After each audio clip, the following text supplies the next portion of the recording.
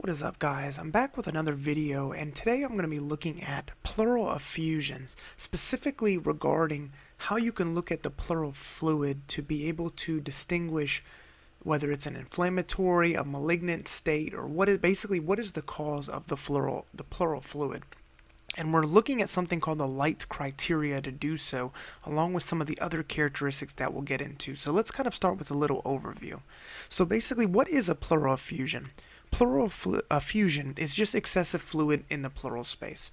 So you know that the lung, obviously on both sides here, has what's called a pleura, and it's just a lung lining. Now there is two layers that make up the pleura. There is the visceral pleura, which is directly attached to the lung, so that's right here, that goes all the way around it. And then there's something called the parietal pleura that's more out here. And then there's a space in between these two layers, and then that is the space where the pleural effusion happens. That's where the collection of fluid happens. Now there's always a little bit of fluid in this space, kind of used for lubrication and to stop friction, but too much fluid, especially if the fluid is inflammatory in nature, whether it is like hemorrhagic, whether there's blood in it or pus. These are all problems that can happen with the various types of pleural effusion. Okay, so what are the causes? There's two main types. This is really important. Transudate and exudate.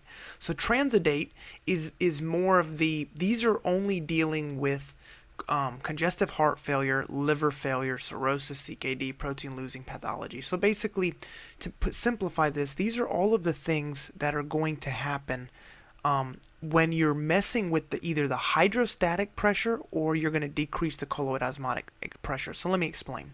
In congestive heart failure, you know that there's a buildup of fluid because the heart is failing to pump enough fluid out from the left ventricle. So fluid backs up into the lung. So basically all of that fluid, say these are the two lungs, all of that fluid that's collecting in the lungs is causing increased pressure in the lungs, and then that increased pressure is going to eventually force fluid out into the lung space, out from the vessels. So it could be out here, it could be in here, all that kind of stuff. So that's what's going to cause the transudate type of pleural fluid. So what are the two causes? That's one of them. That's increased hydrostatic. The other cause is, remember that your liver produces, your liver is responsible for producing a lot of the coagulation factors and proteins and whatnot. So you know that if you have liver failure, that you are going to have a decreased albumin level and also just decreased total protein level. So if you had imagine you have this box and you have some divider, but it's permeable to water. But proteins can't go through this middle part that's blocking the two parts. If you had one section that had tons of protein in it, say this is tons of protein, and then over here you had only a couple protein. You imagine that all of this protein is taking up all this space on the left side, so that means that there's not as much water over here on the left side. So what does that mean? That means that water wants to go over there because there's not as much water there. So it's basically osmosis happening because there's more particles taking up more space. So the water will go where there's not as much water. So the same thing happens here. When you have a decreased colloidosmotic pressure, whether it's from kidney damage, so you're losing all the proteins in your urine, it could be from liver failure, you're not producing the albumin or protein necessary to maintain osmotic pressure. So in all of those situations, you have decreased protein. If you have decreased protein in the blood or in the vessels or whatever, that means that now, see, there's not many protein. That means that there's more fluid. And it's the same thing kind of is happening, but it's a little bit different now. Because there's not as much protein, water is going to go where there's more water, which would then be in the lung space. And that's why water would then cause a transudate. So that may not just be for liver failure and CKD. That could also be for protein losing pathologies. What does that mean? You remember there's a disease called Menetrier's disease. This is a protein losing enteropathy, so this is involving the stomach. And by the way, I have a fantastic video covering Menetrier's disease, kind of looking at the main highlights, so check that out if you don't know too much about Menetrier's disease. But there's also diseases you can have with the basement membrane, specifically in different types of kidney damage, and that kind of goes under the chronic kidney disease. So there's a lot of situations where you could lose proteins. Okay, let's get into the next one. The other type then, so that's the first type. The second type is going to be exudate for pleural effusion. So this is an exudative pleural effusion. This is due to increased capillary permeability, usually due to damage. So when you damage the vessels, whether it be through infection, inflammation, autoimmune processes, pulmonary emboli. Why is pulmonary emboli mainly under an exudate? That's because pulmonary emboli, if it stays there long enough, can cause an infarct, and that can damage the capillary membrane there in the alveoli.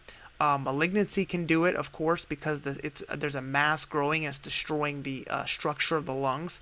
Chylothorax. So a chylothorax is really just it kind of looks like a milky fluid. Basically, it's lymphatic fluid that's getting into the lung space. This is usually due to an acute trauma.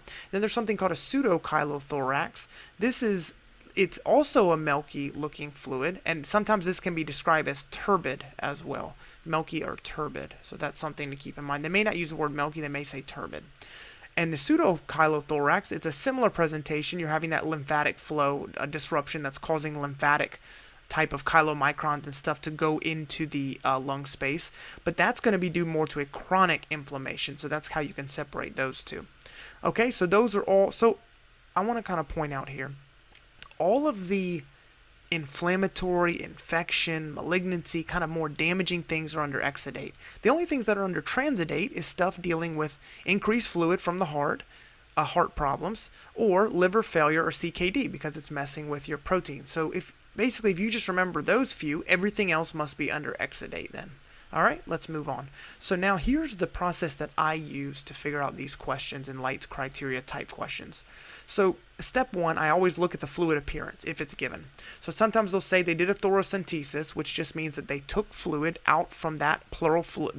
They injected fluid out from the pleural space, and then they analyzed the fluid. So what does it look like? If it's cloudy, frothy, or has clots, that's descriptive of exudate. Remember, the exudate is the one that's inflammatory, autoimmune, malignant, any of those types. If it's clear fluid, sometimes though it'll say it's clear, but it will be slightly yellow, so that still counts as clear. In clear fluid, then it's describing transudate.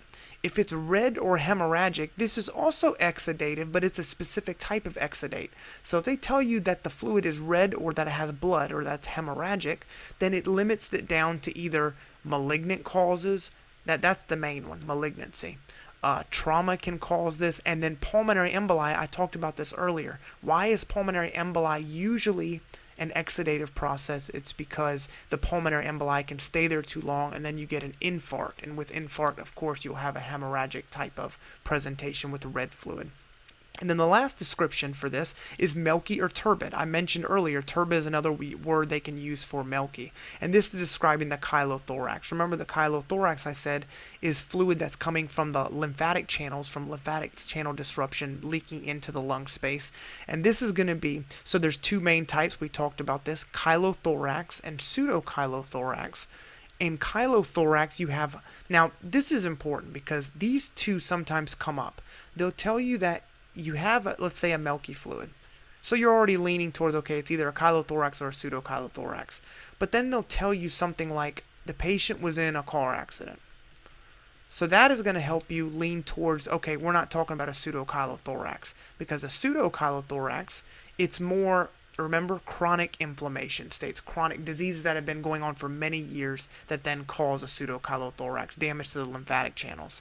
But in a chylothorax, I want you to think of that whenever you have a car accident, like a stab wound or trauma or a fight that the person got into, and then they present with all of a sudden they can't breathe, they're having dyspnea, and then you look at the fluid and it's milky, that's going to be a chylothorax. Now, there's some other distinguishing characteristics to define the two. Say they don't give you the scenario that the patient was in. They don't give you the diseases, they don't give you anything, they just tell you the fluid composition. So they tell you it's milky, okay, we know it's one of these two, and then you need to know there's higher triglyceride levels in the chylothorax, but there's a little bit of lower cholesterol levels.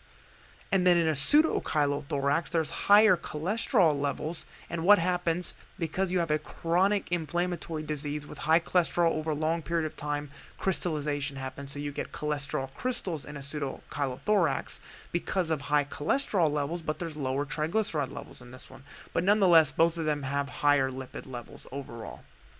Now, step two, we've used step one to try to figure out if we can kind of eliminate some of the things that could be causing the pleural fluid. Now let's move on to step two. Let's look at lab values outside of Light's criteria. So we haven't looked at the criteria for Light yet, which is a very cool way to figure out kind of the same stuff that we're looking at right now. Is it an exudate or transudate? But it looks at different stuff.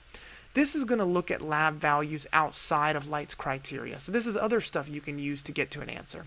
If the glucose is less than 60, it's going to be some type of exudative. But let me emphasize this. It is not pulmonary emboli. The reason is because whenever your glucose goes down in the pleural fluid, let's say compared to the serum the glucose, whenever it's less than 60, imagine that bacteria or some kind of inflammation, most of the time it's bacteria, that is metabolizing that glucose, therefore you have decreased glucose levels. But in a pulmonary emboli, you don't have decreased glucose levels because there's no bacteria involved. It's just an emboli that has came from a thrombus, usually from a DVT of the leg.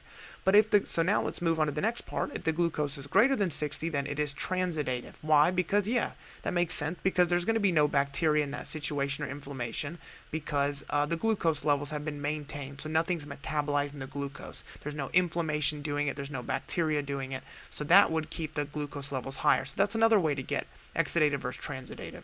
Specific gravity greater than 1.016. So that's just something you kind of have to remember, the kind of the set point number for specific gravity. If it's 1.01, if it's greater than 1.016, it's exudative. This makes sense as well because I'm going to show you that when you're looking at exudative, let's just kind of jump forward for a second. Glucose, other than glucose is the exception here, because I've explained the mechanism behind why glucose is less than exudative. Other than glucose, everything else is increased in exudative. For example, cholesterol 60 or greater. So in other words, high cholesterol, it's going to be exudative. Low is going to be transudative. A protein greater than 30. So increased protein greater than 30, exudative. Lower is transudative. pH of the pleural fluid is 7.4 or less. Remember, a low pH just means high hydrogen ions. So high hydrogen ions is exudative. Low hydrogen ions is transudative. So all of these things go up with exudative except for the glucose. And we talked about why. Because inflammation and bacteria metabolize glucose down. Okay, so that's kind of a way to help you kind of remember when you start seeing elevated levels of these things, think of exudative. But it's important to remember the set point numbers because they may not tell you the cutoff numbers in the pleural fluid. So you see how you need to know that a glucose less than 60 is exudative right here. And a cholesterol 60 or greater is exudative, and a protein greater than 30 is exudative. pH pleural fluid 7.4 or less. See, all of these set point numbers you have to memorize. So I've put the numbers down here as the set point numbers to remember. Specific gravity 1.016, glucose 60, cholesterol 60, protein 30, and pH 7.4. That you need to remember as important cutoff numbers for pleural fluid because those are the numbers where if you go above or below it, it determines exudative or transudative. Okay? So I've kind of talked about all of this. Just go over this slide and memorize this, and this will kind of help you in a question. Let's say you forgot that proteins have to be greater than 30 in exudative. You couldn't remember this number, but you may remember that cholesterol 60 or greater makes it exudative. So if you can find one or two of these things, you could still get to the answer. All right, and step 3 is Light's criteria. This is kind of the focus of this video because it's kind of the most high yield. In Light's criteria, this is what you'll see most often in questions. This is going to be the 3 criteria for Light's criteria. Now, a lot of this we've kind of already talked about it. It's just used in a different way. Basically, when you have a pleural fluid level to serum fluid protein level that is greater than 0.5, you have an exudate. Now, we talked about this already. Let's go back to the previous slide. Look at let me remove all this. Look at the protein greater than 30. If it's a protein greater than 30, it's exudative. Because I said exudative, the majority of them, except for glucose, has elevations in these lab values. Now we go over to this slide, in Light's criteria, it's telling you this is basically a fraction. A ratio is just a fraction. So if you have a pleural fluid protein, so you're going to basically measure the amount of protein in pleural fluid and then divide it by the amount of protein in serum fluid protein. So you're going to take the pleural fluid of protein and divide it by the serum fluid protein, and if you get a number that is greater than 0.5, it's an exudate. And in these are really cool because in the Light's criteria, if any of the 3 meet, in other words, say you don't see say you're measuring protein ratios and it doesn't meet the criteria for exudate. For some, you don't have that value, right? You haven't figured out that value. But they do give you the LDH. So you don't know the protein levels, but they give you the LDH for the pleural fluid and the serum fluid. All you need is one of these to determine if it's a transudate or exudate. Even one or more is enough. So all you need is one. So if they gave you the LDH, which is the lactate dehydrogenase, and you figured out, oh, the LDH ratio of pleural to serum fluid is greater than 0.6. You don't need then the protein ratio, and you don't need the greater than 2/3 upper limit of normal lab reference for LDH. I didn't write that here, but we'll get into that. So we were going back to what we were talking about. If they gave you a pleural, fluid protein, let's say of 200, I'm just making these numbers up, over a serum fluid protein of 100, 200 divided by 100 we know is 1.0, right? So now you know that in looking at this, 1.0 is of course going to be greater than 0.5. So that's telling you that there's a high level of pleural protein in the pleural fluid, so that it has to be an exudate. Okay?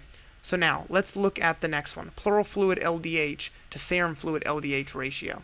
So the same thing applies here. There's something called lactate dehydrogenase. Remember, this is the enzyme involved in changing pyruvate to lactate and lactate to pyruvate. It's reversible. So this level is high in issues of inflammation, bacterial infection, and stuff like that. So that would make sense that if this is greater than 0.6, so another same thing we did over here, the LDH in the pleural, I'm just going to put PL, versus the LDH in the, this is a D, in the serum. If that is greater than 0.6, notice the number is different here. It's not 0.5, it's 0.6. Then it's exudate. That makes sense intuitively, because if there's a lot of LDH, you imagine there's a lot of inflammation or bacteria or whatever it may be. More so, and those are more describing exudative. And then the last one, pleural fluid LDH. Now we just talked about LDH up here, but this one you can use just flat LDH. So if they give you a lab reference, which a lot of times they will, they'll give you a lab reference because LDH levels vary depending on your age. From children to teens to adults, the normal LDH varies. So usually they'll give you the normal lab reference LDH for that patient. If the pleural fluid LDH is greater than 2/3 the upper limit of that number, then it's exudative. You wouldn't even need to know then the serum fluid. But majority of the time they use these two in most questions that I've seen. Okay, so that is Light's criteria. And going back to how we did all of this, remember I gave you the example here, 200 over 100, and we know that this is for that. Okay, so we know 200 divided into 100 groups. Oh, I'm sorry, that's 2. That's not 1. I don't know what I'm talking about. So, nonetheless, it's still greater than 0.5, so it's exudate. So we've gone over all of these different criteria for Light's criteria. And I want to go back to some previous slides and show you. Let me clean this up, because we're going to go back from step 1 and go back through all of this again. Step 1, just quickly. Cloudy, frothy clots, exudate. Clear, transudate. If it's bleeding, it's exudate, but it's specifically dealing with mainly malignancy, but can also be trauma or pulmonary emboli from an infarct. And if it's milky or turbid, sometimes you'll hear turbid, it's a chylothorax or a pseudochylothorax. How do you distinguish? A chylothorax has higher triglycerides but a little lower cholesterol, and this is mainly from trauma, acute trauma. And then a pseudochylothorax is more for chronic inflammatory situations. So this is a disease that you've had for years. All of a sudden you've damaged the lymphatic vessels. This is going to be high cholesterol, and it can form crystals over many years, but a little bit lower levels compared to the chylothorax. Step 2, let's look at the other lab values outside of Light's criteria. Glucose less than 60 is exudative. Remember I told you bacteria and inflammation reduces glucose because it's metabolized faster, but the exception is pulmonary emboli. The majority of pulmonary emboli are exudative, but there's no sort of necessarily inflammation or anything involved in these situations. It's just a clot there. So in pulmonary emboli, you won't see a glucose reduction, but it's still mainly exudative. And that is because of remember, it can go to an infarct, and when it goes to an infarct, it usually turns hemorrhagic. Okay? And then 60 or greater for glucose is transudative. Specific gravity greater than 1.016. Specific gravity is kind of just a measure of density. Remember I told you exudative, you kind of have an increase in pretty much everything except glucose. So if you have way more solutes in an exudative pleural fluid, obviously the specific gravity is greater. That's describing exudative. A less than is transudative. Cholesterol 60 or greater, exudative. Less than 60, transudative. Protein greater than 30, exudative. Less than 30, transudative. And a pH pleural fluid 7.4 or less. So in other words, a lower pH is going to be exudative. A greater pH is transudative. That makes sense because whenever you have inflammation in bacteria, acidity goes up, right? From inflammation, acidity. And this is the cheat sheet right here that you need to remember for all of the cutoff numbers. The last page is Light's criteria. We talked about the pleural fluid to the serum fluid protein ratio. Greater than 0.5 equals exudate. 0.5 or less equals transudate. A pleural fluid LDH to a serum fluid LDH. LDH just stands for lactate dehydrogenase. This is the enzyme that metabolizes pyruvate to lactate and lactate back to pyruvate. It's a reversible enzyme reaction. It's used a lot in inflammatory processes and in bacteria when it's having to burn through glucose for energy of what it's trying to do. Greater than 0.6 is exudative. 0.6 or less is transudate. And then the last one is the pleural fluid LDH level without even having to know the serum fluid LDH. If it's greater than 2/3 the upper limit of normal lab reference, what is the normal lab reference? Usually they'll give it to you. It varies whether you're a child, a teen, or an adult. If it's greater than 2/3 the upper limit of that reference value, it's exudative. If it's less than, it is transudative. I know that's a lot of information. I'm sorry if I was talking fast. Just watch the video again and slow it down if it didn't make sense. And I'm going to also release a video with some practice problems on this because this is extremely high yield for step 1 and step 2. If you like this video, please like, subscribe, share it. I will see you in the next video. Bye, guys.